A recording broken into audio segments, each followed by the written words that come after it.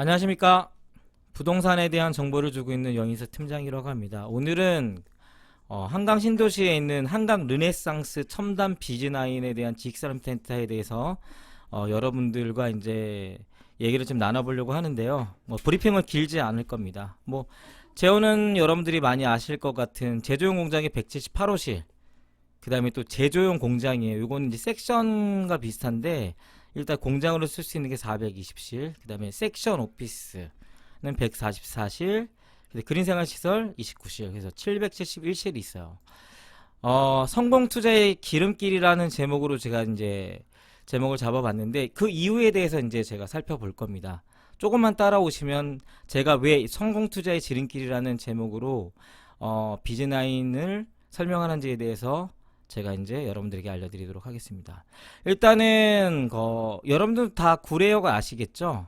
구례역이 김포에 이제 골드라인에 있는 이제 구례역인데 이제 집값들을 한번 보시면 호반베르디움도 있고 그 다음에 이제 호수마을에 있는 이편한 세상도 있어요. 제가 요거를 실시간을 통해서 한번 말씀을 드릴게요. 최근에 2월달에 입주했던 곳도 지금 좀 높은 분양가를 좀 띄고 있는데요. 여기 보시면 메트로타워 예미지가 있죠. 여기서 8억에서 10억 정도 되는 곳에 있는 지식산업센터입니다. 이런 것을 지금 제가 말씀을 드리는데 여러분들 구례역을 아시는 분들은 아실 건데 구례역이 일종 위락상업지역이에요. 그러니까는 상업지역을 활성화시키기 위해서 인위적으로 만든 거예요. 솔직히 예전에는 아무것도 없었던 농촌 지역이었죠. 굉장히 지금은 번화가가 됐고 나이트클럽도 들어온 걸로 제가 알고 있는데 그런 지역입니다. 여기가 김포에. 근데 김포에 지금 요만큼에 있는 땅 있죠. 여기가 이제 지원시설, 도시지원시설이라는 어떤 부지예요. 그러니까 자족시설이 가능하게 한 그런 부지에 지금 저희께 이제 들어가는 거예요. 여러분들 예전에도 들어보죠. 듀클래스도 이쪽에 이제 들어가요. 근데 얘네들이 분양이 다 됐다고요. 약간 서울에 있는 지식산업센터만 잘 나가고 지금 여러분들 알겠지만 향동에 있는 지식산업센터 굉장히 잘 됐죠. 그 다음에 지축에 있는 것도 잘 됐고요. 그 다음에 지축에 5-2블록에 있는 현대 프리미엄 캠퍼스 높은 분양가에도 불구하고 많은 사람들이 찾고 있어요. 왜? 역세권이기 때문에 그래요. 그렇다면 김포 한강 신도시에 있는 지식산업센터가 우리 거 말고도 많이 있는데 왜 여기들이 분양이 되었는지, 그리고 지금 저희 거를 왜 사야 되는지에 대해서 제가 이제 차근차근 말씀을 드릴게요. 일단은 이거예요. 사업체수예요. 사업체수가 보면 김포시 최근 3년 동안 13,997개가 증가했어요. 여기 보시면 2017년 말, 일단은 지금은 2021년이죠. 좀 오래된 자료긴 한데 제가 찾아본 거 28,792개. 2016년보다 5.7%가 증가해서 중간에 그 추세가 굉장히 높아요. 지금 제가 김포시 사업체 보고서를 통해서 지금 제가 여기 자료를 좀 얻은 건데요.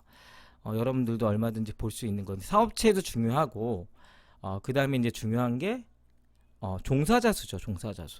종사자 수도 2017년도 말에 보면은 15만 3,261명, 전년 대비 굉장히 많은 숫자예요. 굉장히 많은 숫자고, 일단 증가세도 중요하죠. 3년간 2만 3,821명의 종사자들이 증가했어요. 근데 이것도 4년 전 자료죠. 지금은 더 어마어마하게 이제 종사자들이 늘어났다라는 것을 알 수가 있어요. 근데 제가 최근 자료 찾는데 이게 사업체 조사들이 매년마다 이루어지는 건 아닙니다. 근데 제가 자료를 통해서 지금 말씀을 드리는 거고, 이제 오늘 제가 브리핑할 거는 여러 가지가 있지만 핵심적으로 제가 볼 것들은요.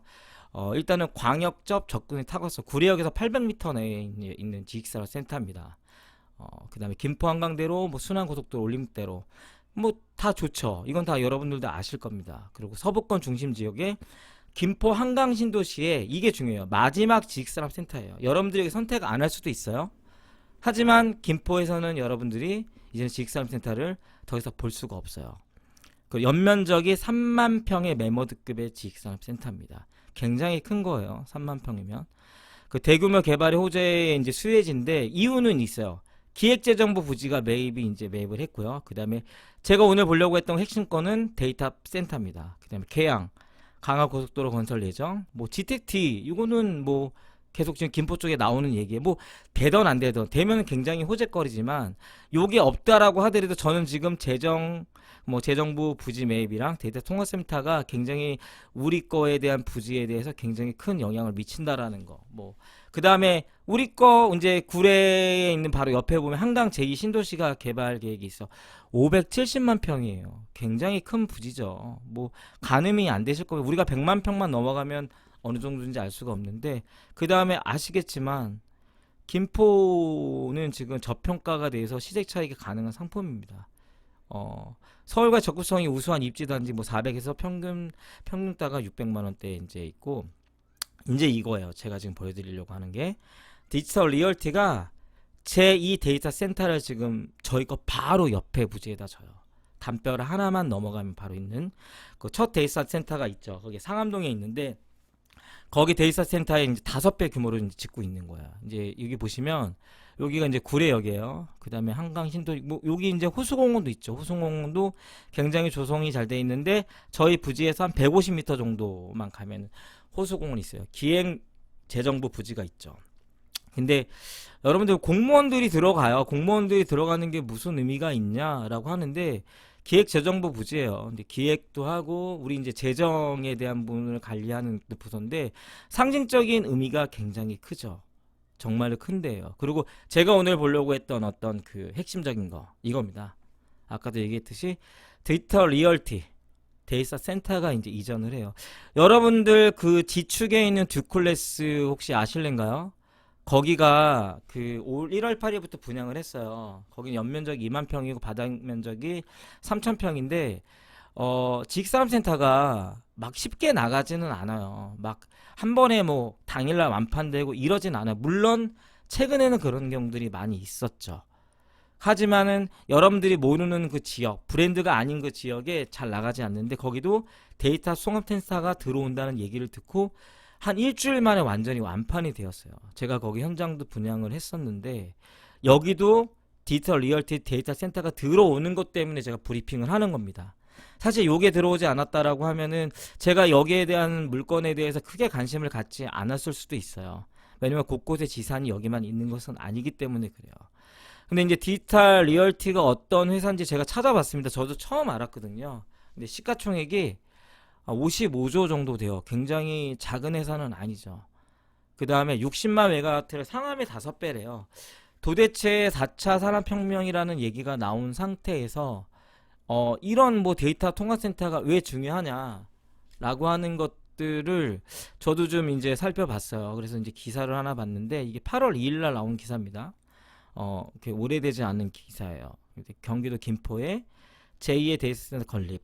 첫 데이터 센터 5배 규모인데 뭐 어떻게 짓는지에 대해서 조감도를 제가 보진 못했지만 이게 보면 미국의 데이터 업체의 디지털 리얼티가 한국 데이터 시장을 공세를 강화한다는 거예요. 그래서 상암에 이어서 이제 데이터 센터를 이제 건립을 한대요. 그래서 이제 구례동에다가 짓는다라는 얘기를 해요. 우리가 이제 지금은 데이터 통합센터가 뭔지는 모르지만 얘네들이 토지를 매입을 하는 거예요. 매입을 해요. 여기 보면 김포지 토지를 매입을 해갖고 64메가와트 용량을 이제 한대요. 근데 토지를 임대한 게 아니라 매입을 했다라고 하는 거는 대기업들이 토지를 매입할 때는 어떤 일이 벌어질까요? 원가에 사는 거죠. 원가에 사서 자기들이 당연히 사업을 해서 이윤을 남기겠지만 더 중요한 거 기본적인 자산에 대해서 증폭을 한다라는 거예요. 그러면은 얘네들 디지털 리얼티라는 회사가 매입을 한 그 토지 가격이 가만히 있겠냐? 가만히 있지는 않겠죠. 무조건 올라갈 겁니다. 거기 바로 옆에 있는 부지에 이제 저희께 이제 들어가는 건데요.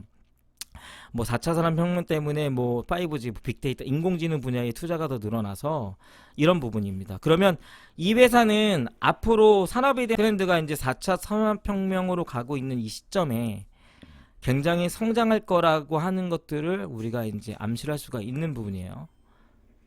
연면적이 막 9만 평 정도 되는 거. 지상 7층, 지하 3층 구조로 만들어서 2023년도 상반기에 완전 가동을 한다는 얘기가 있어요.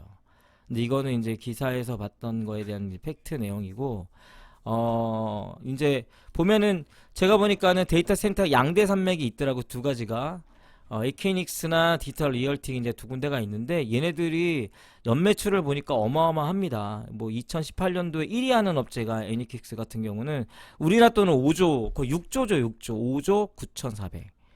6조 정도 되는 거고 지금 이제 디지털 리얼티 이제 우리랑 연관이 있는 데죠. 얘네들은 30억 4,600만 달러입니다. 우리로 말하면 한 3조 정도 되는 이런 연매출이 하고 있는 그 회사가요.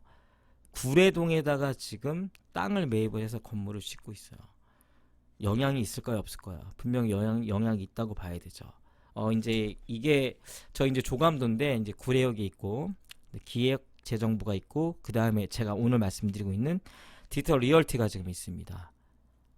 굉장히 멋지지 않아요? 이게 보면 한 장의 사진으로 보는 투자 가치입니다. 투자 가치. 사실 여러 가지가 있어요. 저는 사실 구례동에 있는 어떤 일종 위락시설이 주는 의미가 굉장히 크다라고 보거든요. 왜냐면 완전 자족 도시를 만드는 거예요. 먹고 즐기고 거주하고 돈을 벌 수 있는 이런 공간들이 같이 만들어져요.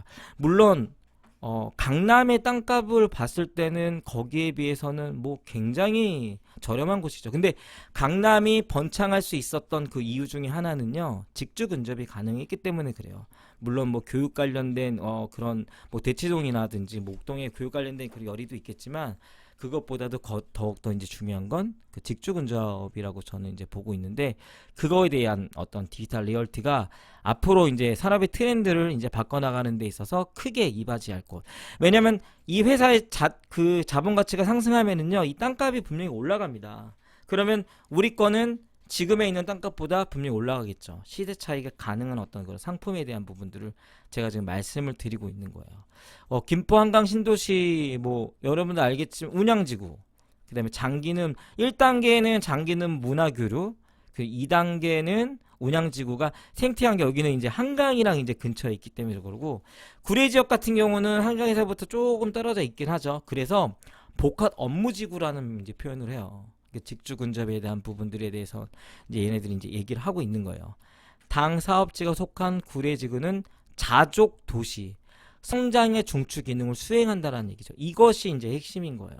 근데 이런 말이 뒷받침되려고 하면은요, 제가 아까 말씀드렸다시피 김포시의 어떤 그 회사의 어떤 그 증가세, 그 다음에 종사자들의 증가세, 그리고 과연 외부에서 우리가 알만한 어떤 그 큰 기업들이 과연 토지를 매입해서 투자를 하는가에 대한 여부예요. 근데 지금 투자하고 있는 거에 대해서 지금 말씀을 제가 드리고 있는 겁니다. 지금 한강 신도시는 개발 확정 시 분당을 제외한 최대 규모의 신도시로 예상하는 거예요.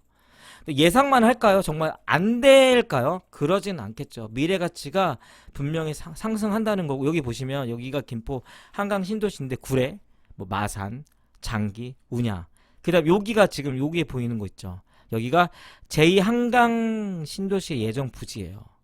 사실 이게 없다라고 하더라도 충분한 가치가 있어요. 근데 여기까지 진행이 된다고 하면 미래 가치의 상승에 대한 부분들이 굉장히 이제 뛰어나게 되는 거고, 여러분들 뭐 김포에 대해서 뭐 많이 아실 겁니다. 그리고 지식산업센터가 저희 것만 있는 것이 아니라 많이 있는데 여러분들이 맨날 봐왔던 거. 근데 그 중에서 가장 중요한 김포시 내 최대 규모 상업지 유일한 일종 위력시설 입점 가능. 대형 집계시설 확충이 된다는 얘기예요. 구례만 가능합니다, 여러분. 거기랑 800m 떨어진 곳에 지금 저희가 있는데 부동산 가치에 대해서 이제 우리가 생각을 안 할 수가 없죠. 과연 아무런 영향이 없을까요? 영향이 있다라고 봐야 되죠. 그렇기 때문에 투자를 해야 되고, 지식산업센터에 대해서 잘 모르시는 분들도 많이 계실 거예요. 많이 계실 거라고 봐요. 하지만 지금 자금이 많이 몰리고 있습니다.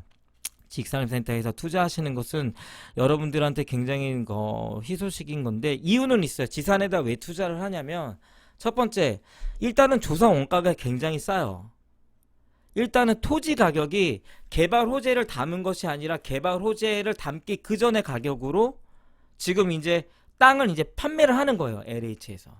어떤 그 시행사에 판매를 하겠죠. 그럼 얘네들이 땅을 이제 건물을 져서 자산가치를 증폭을 해요. 근데 지식산업센터 같은 경우는 나라의 경제 발전, 산업 직접 및 공장 설립에 관한 법률에 의해서 국가 산업을 발전시키기 위해서 지식산업센터를 만드는 거거든요. 그렇기 때문에 조성 단가를 비싸게 할 필요가 없어요. 왜? 판매 목적이 아닌 거예요. 나라의 산업을 발전시키게 하는 목적인 거예요. 하지만 투자가 가능하다라는 거죠.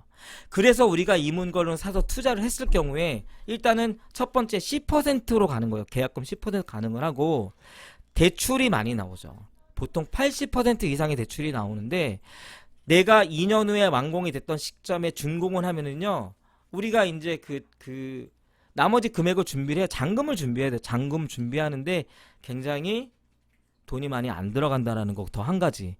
오늘 시점에서 우리가 땅을 사요. 2년 후에 완공될 거를 미리 사는 거예요. 그러면 2년 후에 땅값이 올라가게 되면 어떻게 돼요? 그때 KB 시세에 맞춰서 80%의 대출이 나온다는 거예요. 그러면 어떤 일이 벌어질까요?